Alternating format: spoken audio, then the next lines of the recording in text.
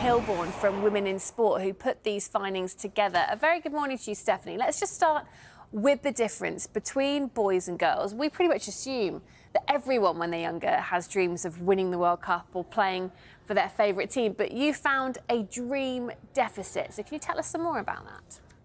Yeah, absolutely. I mean, it's the normal dream, isn't it, for boys to dream of reaching the top of football, and so much so that, you know, it's what men talk about all the time. Cool, we all dreamt of reaching the top. Well, that's something that girls haven't had the chance actually to have those dreams in team sport of reaching the top, because until recently we didn't see it on our screens at all. And what's been amazing has been obviously the Lionesses, the incredible netballers, the incredible rugby players and cricket players recently have reached our screens. And we wanted to find out more about whether that's changed girls' ability to dream.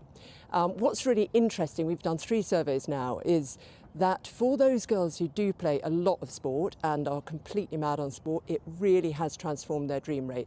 But the issue is that the rest of the girls just aren't dreaming at all, and there are far too many of the rest of the girls. So there's only 1 in 5 girls who are in that kind of sporty category, and yet there's 36% of boys, you know, coming on for 40% of boys who are in that category. So we've got to change that system. And so far, the amazing successes of our women in our team sports hasn't shifted how many girls are actually playing. The report surveyed more than 2,500 boys and girls aged between 13 and 24. But what do we think is preventing girls then from dreaming of becoming professional athletes? What's the reason for this sort of big difference between the boys and girls? Well, we asked the girls that question actually, and the sporty girls in particular said that the issue is that if you do get into sport, nobody actually expects you to excel at it, and that there's not enough funding in it. Those were the 2 most cited reasons that the girls gave us. I think when you look at why the girls aren't getting into sport at all, you know, so you look at the less sporty girls, they're different reasons. They're about fear of being watched and judged, and not necessarily wanting to play with the boys. And one of our big recommendations is that if we're going to get more girls into sport, we have to recognise that when they come into sport, when they come into school even, when they're little girls, they've already not been given the same skills that little boys have at throwing, kicking, hitting a ball, and they are then thrown in with the boys who have been, because most parents think boys' whole lives depend on being good at sport, and then they get pushed out and their self-belief collapses. And everyone knows that by teenage, girls really do start dropping out of sport in large numbers. So if we're going to sustain and get to the position that girls ought to be in as we go into the next year, where every little girl's dream is to reach the top of sport, we've got to really ratchet up and sustain that really high visibility, and we've got to address some of these deeper problems around stereotyping and provide the girls those opportunities that they deserve. What impact did the Lionesses reaching the Women's World Cup final have? Well, that's a really good question, and we did in our survey try and find out the difference between the impact of the amazing Euros success and the World Cup final success.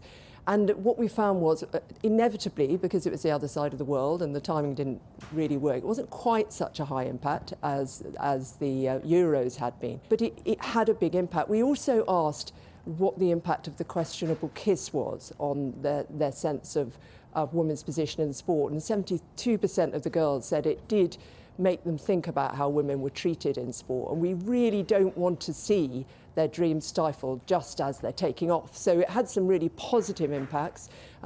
Girls were talking about the joy and the excitement and the brilliance of the football, but that moment at the final also has had a little bit of a negative impact, and we need to make sure that does not happen again. We need to stamp out misogyny in football and in sport to make sure that if these girls battle through the stereotypes, if these girls find the opportunities which are too scarce for them, and they get to the top of their sport, they are treated with deep respect. You also asked the question, didn't you, what would girls like to see in sport in the future? What was their response, and do you guys agree with it? Well, I mean, we do a lot of research, our charity's done that for many years, into what the underlying causes are of this gap in activity levels between boys and girls, and particularly in team sport, where there's this big gap of 22% fewer girls than boys playing team sport. That represents about 860,000 girls in this country now who would be playing it if they'd been born a boy. And we understand that it starts very early, and it's very much to do with stereotyping. The reasons girls cite, they do correspond to our understanding of having listened to girls over many years. Boys give some of the same. One that obviously boys don't give is not wanting to play sport in their period. And what's very interesting is that even the most sporty girls, 35% of those girls will cite that as a reason to not play sports. That's an extra one. But the fear of being judged and watched is also much higher for girls. And that's related, of course, to society's attitudes. I mean, one of the really good signs from the survey, to come back to a positive, is that 3 years ago, 50% of girls said that they feel society doesn't think sport matters for girls. And that's pretty awful, 50%. That has gone down consistently and is now at 30%. So there is some progress in how girls are perceiving society valuing sport for girls. And that's really encouraging because it's a very deep-rooted thing. If it's not normal for you to play sport, then you're going to stand out in your peer group and you're not going to want to do it. But we know at heart, girls are not born not wanting to play sport. They're not born underconfident in sport. They draw the same joy and fulfillment from sport as boys. And really importantly, it also helps to reduce some of the health inequalities we see, the gendered health inequalities. We see shocking levels of self-harm in teenage girls. We see shocking levels of anxiety, and we see horrible impacts of weak bones in later life for women. These are issues that could be reduced by playing more sport when you're young. 90% of our bone mass is put down by the time we're 18. So there are some really big societal issues that could be addressed if we just normalise sport for girls. Well, in terms of doing that, we have seen record audiences on Sky Sports with our women's sport coverage this year. The Solheim Cup, the WSL coverage. We've had the largest ever women's Ashes audience. Are you expecting the exponential growth of women's sport that we've seen to continue?